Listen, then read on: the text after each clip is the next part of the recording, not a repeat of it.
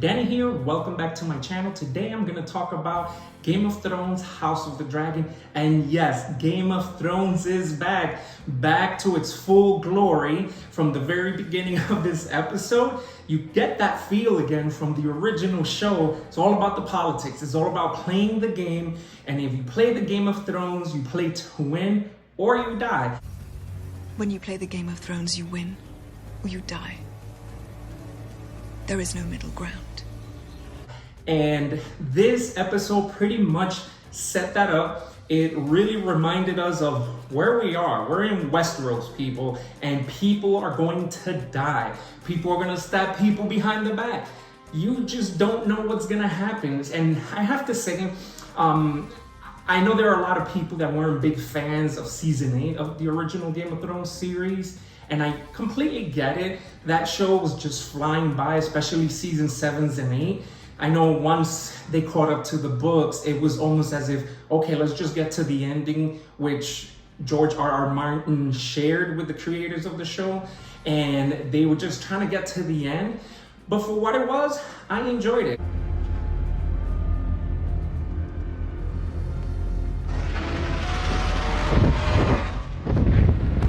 We all have to admit that the show itself was great overall, great production, and every season took it up to the next level. It was just from a story element, it just came across as if the ending wasn't earned. However, that being said, from season 1, this show had that element of fast pace. You know, there were months that passed within a single episode, and you really didn't realize it unless you go back to the series and you're really listening to some of the dialogue and you get that understanding of, yeah, time passed, right? So going into season 7 and 8, it was just very prominent, and that ending just didn't feel earned with Daenerys. Spoilers, if you're watching this video, never watched the original Game of Thrones. Yeah, they planted the seeds for her to become her father, right? She was the Mad Queen by the end of the series, and that just didn't sit right with a lot of people. Okay, that's where I'm gonna leave that at. I did enjoy the original show a lot. Wasn't a huge fan of the way it ended, but I accepted it for what it was, and all my friends, if you're watching this, told you guys we're going to get more Game of Thrones. In a few years, we'll see what happens after the original show. And there's a Jon Snow show rumored to be in the works, so we'll see. House of the Dragon, though. This is the story going back to the Targaryens, about 170 something years back, where they were at the height of their power, and the show starts with one of the kings. I can't remember his name because there's a lot of people in this show, but he didn't have a successor, and he had to name a new heir. Only two were truly considered. Princess Rhaenys Targaryen, the king's eldest descendant, and her younger cousin, Prince Viserys Targaryen, the king's eldest male descendant. And then guess what? They didn't want a queen to oversee Westeros. Poor mistake, because we know as the story progresses, that decision is going to lead to the downfall of the Targaryens. And that's what, I think it was King Viserys or Aerys, I don't remember, but the king was trying to avoid, and he said it. No one can take down the Targaryen Empire except for ourselves.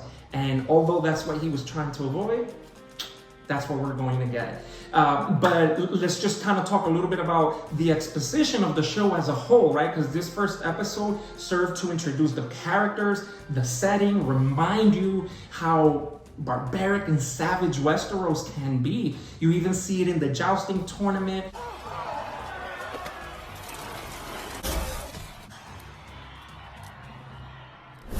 These guys haven't been in war for years, and they make it a point to remind us, like, man, they have all this pent-up energy, and you see these guys just going at it, chopping each other's heads off, and it was just really good to see from a television show perspective. Not that I'm saying, hey, the violence was great, but it did serve the story, and it did serve that reminder of, this is what kind of show this is, and this is the place that we're at, right? And you got to see that with the commander of the Gold Cloaks. He wanted to make a point to the city, and he just went out, hunted all the criminals, started chopping heads and hands, and it was just bonkers. Again, lovely setup as to what to expect. and who that character was. But what I really liked about it is that they switched it up later on, or I think it was before, where you do see his relationship with his niece, and he has this softer side. Yeah, he's brutal, but he also has a compassion to him. And it was really great to see the dynamic between him and his niece, but also between him and his brother. His brother defended him when he was in the small council meeting, and they were like, hey, you gotta name an heir, and it can't be your brother. The hand twisted it all up. He turned it around. We saw that whole scene with the king's wife and that decision that he had to make. Don't want to go into too much spoiler in case you haven't seen the episode, but that was a very powerful scene. Making that decision and sacrificing his wife for his heir, very poor decision, because guess what? She could have potentially given you another heir, and the decision you made, yeah, you were right. It was a boy.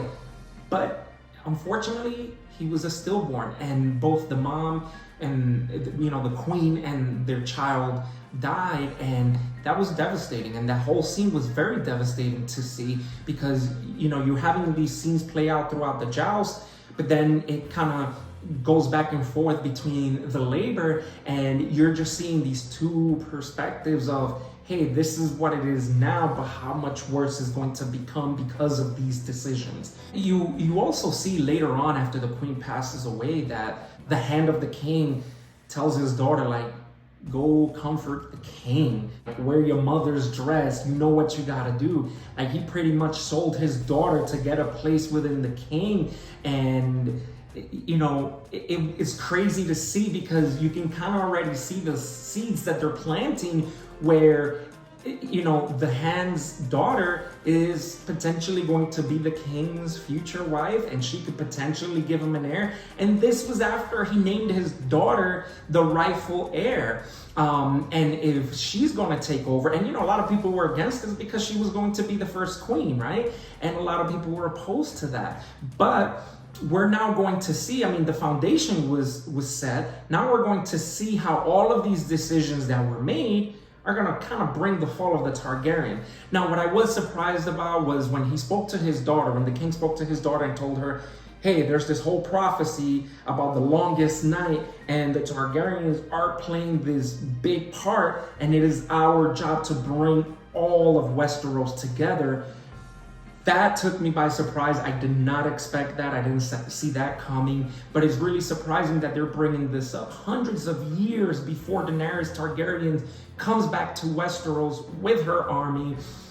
But we also see how that all played out. Yeah, she played a pivotal role with the longest night and supporting Jon Snow and fighting the walkers. But what else are we going to get in this series to continue planting those seeds?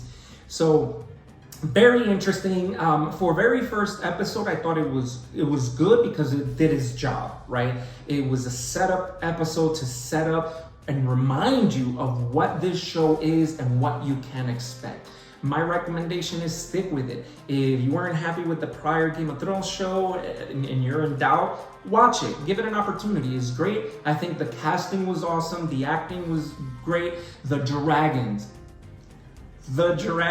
they look awesome. Special effects are really cool. And just seeing all these different types of dragons is really awesome. I'm a dragons fan. I love dragons, period. Give me anything with a dragon and I will watch it just for the dragons alone. So House of the Dragons, what did you think? Did you enjoy it? Did you think that this episode did its job with setting up what the rest of this series can be? If you enjoyed this video, leave a thumbs up, subscribe to stay up to date with my content, hit that notification bell, and until next time, that is a wrap for this video. House of the Dragon, watch it. It was awesome, and let me know what your thoughts are.